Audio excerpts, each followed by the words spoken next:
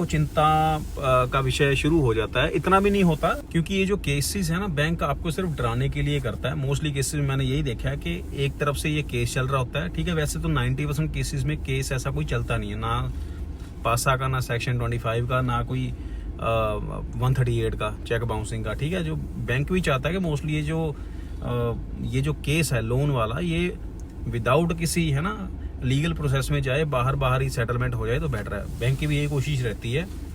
और कई केसेस में तो, जितने भी केसेस, मैंने सारे केसेस में यही देखा कि अगर आपके ऊपर केस हो भी गया ना, वहां से सपोज करो आपको नोटिस आ गया कि ये डेट है आपकी कोर्ट के अंदर, ठीक है, तो इधर से आपको सेटलमेंट के लिए एजेंसीज कॉल भी कर रही होती है। बैंकर खुद कॉल कर रहा होता है कि भाई वहां पे केस चल रहा है, तो अभी उस केस को अगर निपटाना चाहते हो ना, तो आप हमारे से सेटलमेंट कर दो।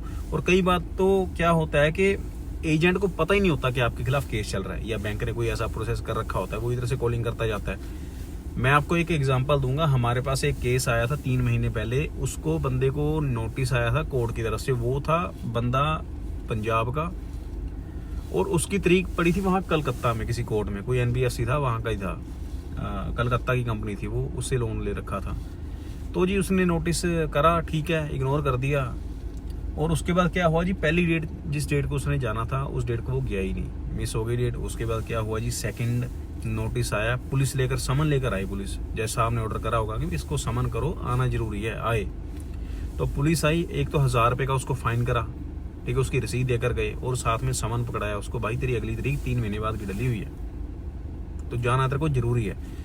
तो फिर क्या हुआ जी, इन द मेन टाइम वो जो तीसरी डेट थी वो नजदीक आ रही थी, और उसका मन था नहीं जाने का, घबरा रहा था। मोस्टली बंदा घबराता है। वैसे अगर कभी भी कोर्ट का नोटिस आता है, ठीक है, तो आपको जाना चाहिए, अपीयर होना चाहिए, ठीक है। इतना कोई वहां पे कोई ये नहीं कि आपको जाते ही पकड़ के अंदर कर देंगे, ऐसा कुछ नहीं होता, तो जाना चाहिए। चलो वो नहीं गया, और जैसे उसकी तारीख नजदीक आ रही थी, उसने कॉन्टेक्ट किया जी, उसी कंपनी को, NBFC को कॉन्टेक्ट करा। एजेंसी का कॉल आ रखा होगा, नहीं उठा रहा था, तो उसने कॉन्टेक्ट करा कि भाई ऐसे ऐसे करके मुझे सेटलमेंट करना है।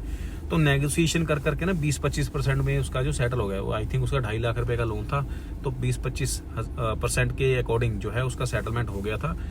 और जब ये आपका सेटलमेंट हो जाता है ना, सेटलमेंट की टर्म्स एंड कंडीशंस के अकॉर्डिंग आप पेमेंट कर देते हो, या जो भी डेट वहां पे लिखी रही होती है कि उस डेट से पहले पेमेंट कर दोगे, तो जब आप उसको एक्सेप्ट करते हो, तो सेटलमेंट लेटर के ऊपर भी लिखा होता है कि जी अगर तो कस्टमर ने बैंक के ऊपर कोई केस कर रखा है तो वो नल एंड वॉइड हो जाएगा, और अगर बैंक ने कस्टमर के ऊपर कोई केस कर रखा है तो वो भी नल एंड वॉइड हो जाएगा। वो केस जो है अपने आप क्लोज हो जाएगा, बैंक उसको वापस ले लेगा। तो आपको फिर उस केस में जाने की जरूरत भी नहीं पड़ती है।